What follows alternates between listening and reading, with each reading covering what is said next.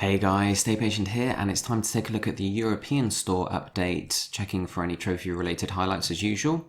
The date is the 16th of March, and you'll notice that the same sales are active as the ones last week, so we've still got Totally Digital and the double discounts.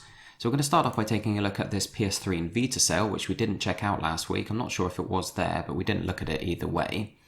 Now we've got Dragon Quest Builders, which looks like a really fun game. This is the PS Vita version. So you only get it on PS Vita, it's not cross-buy, but it does share a trophy list with the PS4 version. So if you're looking to get the trophies, this is the cheapest way of doing it.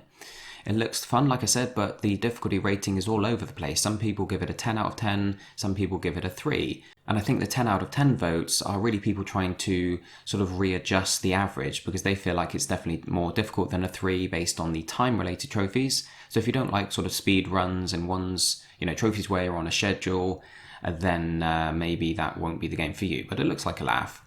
The Hitman trilogy is not too bad. They're kind of average difficulty plats apart from Hitman 2, which is a bit harder. We've got the Batman Telltale game here. Now this is the PS3 version obviously, so you can stack this with the PS4 version, meaning you can earn the trophies all over again if you've already done the PS4 plat. You can double up on the platinum. Deus Ex Human Revolution here. This is a great game. If you enjoyed Mankind Divided on PS4, then definitely go back and play this if you haven't already. This is the director's cut, which means it comes with the one DLC that released, but it also means it has a separate trophy list. So if you've already platted this using the basic version, then you can go ahead and play the director's cut as well and earn a second platinum from it. Sleeping Dogs, we've mentioned a bunch of times, awesome game and quite an easy plat as well. We're going to scan through quite quickly here. WRC 5 is quite a nice easy racing game if you enjoy the genre, but it's quite expensive if you ask me. We've got a bunch of Grand Theft Auto stuff here, so I'll leave you to take a look through that in your own time. There's not really much else in this list. Oh, apart from Metal Gear Solid 3. Now this is a game that allows you to auto-pop the trophies on the other version because it comes on PS3 and Vita and they have separate trophies. Now you can buy this as part of the collection, which comes with Metal Gear 2 as well, and on PS3 it comes with Metal Gear 2 and Peace Walker, so you get all 3 games, but the other 2 are a lot harder than Metal Gear 3, which is a super easy platinum. If you follow a step-by-step guide, there's a great one on PlayStationTrophies.org.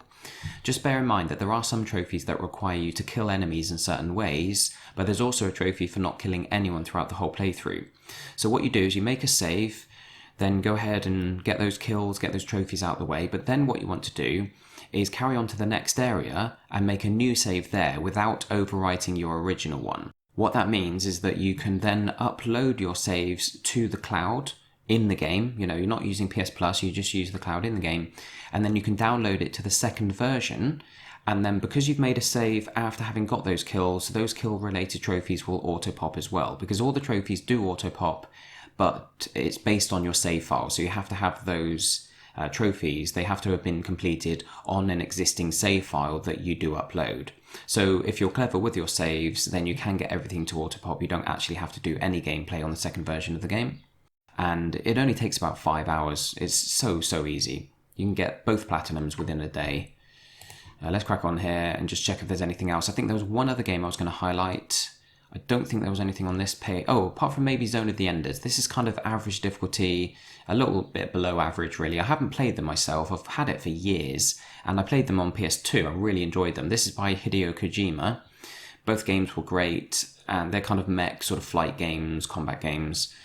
So yeah, really enjoyable and the trophies look fairly straightforward and they don't take long either. I think both of them can be completed in less than 10 hours. So I need to kind of find time to play that at some point. Then, like I said, I think there's one more I was going to point out here. On page 4, I believe. Yes, it's down here, Demetrios. Now, this is a game we mentioned a few months ago. This is a Vita, I think it's a point-and-click adventure, but the trophy guide and the difficulty voting threads give it a 2 out of 10 in difficulty, and it takes between 4 and 8 hours. So this is amongst the dead easy platinums on Vita, if you do have one of the handhelds. But that's basically everything we're going to look at in that sale. Just be warned that if the game says it's a PS1 or PS2 classic, that means it doesn't have trophies. It's only like the remasters and the full re-releases that have trophies added to them. Now let's just jump back and see if there's anything new, or at least kind of summarize the other sales that we did speak about last week. I do apologize, the website I think when the website updates, there's a lot of people viewing it, so it really slows down, takes a while to load all these pages up. Anyway, we're here. So you'll notice a few new games on the first page. That's because they're adding in sort of discounts on the pre-orders. So all these games are games you can pre-order. They're all digital, of course. The one that stands out to me is Full Throttle. Now, this is one of Tim Schafer's Double Fine Productions games. So he's the one that made Grim Fandango, Day of the Tentacle, Broken Age, all those types of games, all those kind of kooky point-and-click adventures. And this is very likely to be an easy plat. In fact, I think The Mind is a City is going to be making a text guide for it. She already knows the game quite well, and I'm going to try and make a video guide based on that text guide. So keep your eye out for that when it does release. It's out in about a month's time. So if you want to get it cheaper, you might as well pre-order and get a couple of quid off. Now we're going to really quickly scan through here, guys, because these are basically the same games that we spoke about last week. Just for anyone who missed the video last week, I will point out the easy platinums. I'm literally going to be doing this so quick that we're going to skip anything that is only a 100% trophy set. So we're only going to be pointing out the platinums here and only the super easy ones. So Rocket League kind of goes without saying at this point. Most people already own it, but it's dead easy. You can get the plat in about 10 hours, and there's tons of DLC as well. It's nice and straightforward. Duke Nukem 3D 20th Anniversary World Tour, one of the easiest and quickest platinums on PS4. Let's have a look here. What else have we got? We have nothing really stands out on that page. I should have memorized what was on each page. Apologies for that. Goat Simulator is dead easy apart from one trophy. So there's a difficult Flappy Goat related trophy that is a real pain. But if you stick at it for an hour or two, you'll probably get it. And then the rest of the trophies can be earned in about 2 hours as well. And the 3 DLC packs are nice and straightforward too. Oceanhorn, another easy plat, takes about 15 hours, but it looks kind of fun. It's sort of based on Zelda's style of gameplay. We have Child of Light doesn't have a plat, but I'm just going to point it out because it's a really enjoyable game. Day of the Tentacle, we mentioned that before. I've got a guide up on my channel for that. And of course that was free a couple of months ago, so you've probably already got it. But if you haven't, then buy it now because it's dead easy, can be finished in a couple of hours. What else is here? Trine 3. Trine 2 is easy on PS3, but it's not easy on PS4, so don't buy it based on your knowledge of the PS3 version. Trine 3, however, is nice and easy. It takes about 6 hours. So yeah, that's definitely one to take a look at.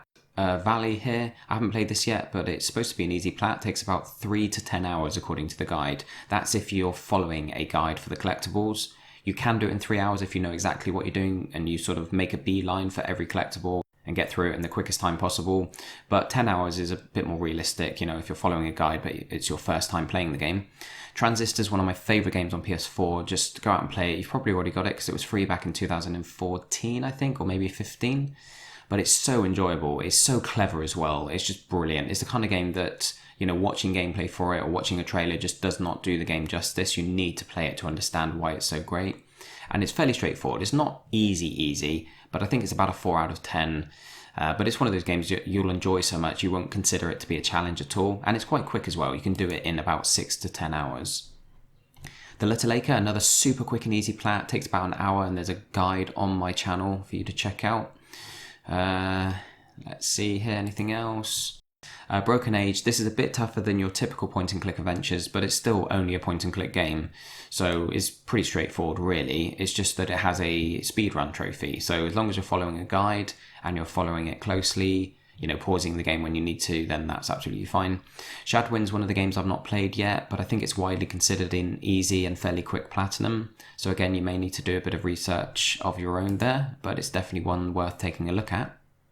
Riptide GP2, that's nice and fun. Some people struggle with it. I found it very easy. You know, it does require a little bit of skill, which is good. You know, it stops it from being boring. It's quite quick as well. It takes about 6 to 10 hours again. Beach Buggy Racing is by the same developers. I started playing that, but my save glitched out and I lost all my progress, so I stopped and couldn't be bothered starting over again because it wasn't a very good game. But, you know, they have actually patched the European version, not the US version, just the European one, to lower the requirements for a lot of the trophies that were very long-winded. So that's good. It makes it a lot quicker than it was originally. Headlander is a game I picked up a few months ago based on the voting threads. They pointed it out as an easy and relatively quick platinum that I do need to play at some point.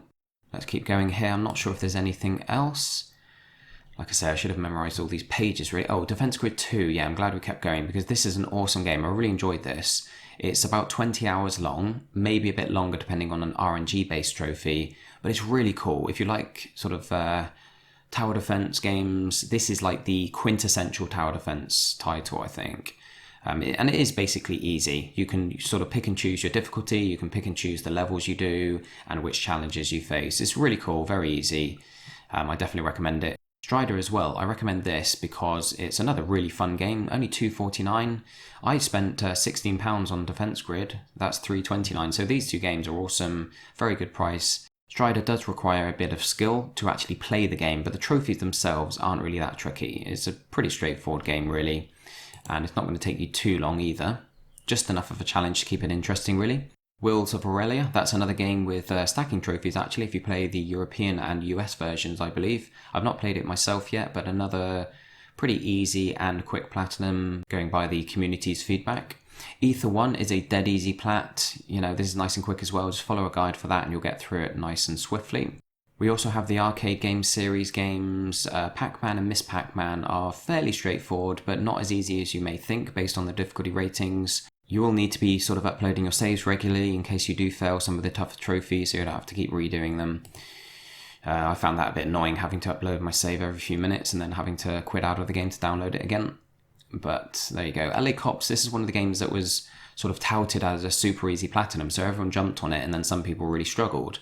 It's not difficult, but there is a bit of skill involved. There are some difficulty spikes throughout the game that, once you get used to how the game plays, it is pretty straightforward and you'll get through it damn quickly. It's a very short game. It takes about 6 hours and, it's nice, quick, easy platinum. Just remember that when you go in, it's not going to be like one that you can sleepwalk through. You do need to understand how the game works and build up some skill with it. We're going to keep going here. I think there may be some easy games on this page, but I haven't researched them all. I think we spoke about them last week and I've forgotten. Deadly Tower of Monsters, of course, we've spoken about this plenty. This was free, so you probably already got it, but nice, easy 5 to 6 hour platinum, maybe less. And I think we're probably getting towards the end now. Yes, we're on the page where we start getting the new releases. So some of you asked last week, why are there games that aren't reduced? Why, are these going to get discounted later? The reason there are some games on here at the end of the list that don't have a discount is because they're basically just new games. So they've thrown them into this collection so that people that are looking at the sale also are sort of made aware of some of these new releases, these new digital games, and they're trying to push them, make sure they sell. So yeah, that's pretty much it guys. It's been quite a long video, so I'm going to go, but thanks very much for watching. Hope that's been helpful. And don't forget to catch me on Saturday for the 10,000 subscriber celebratory stream where we're going to be going through all my platinums and just discussing them and doing a bit of a Q&A with you guys. So thanks once again guys, have a great week and I'll see you then. Cheers.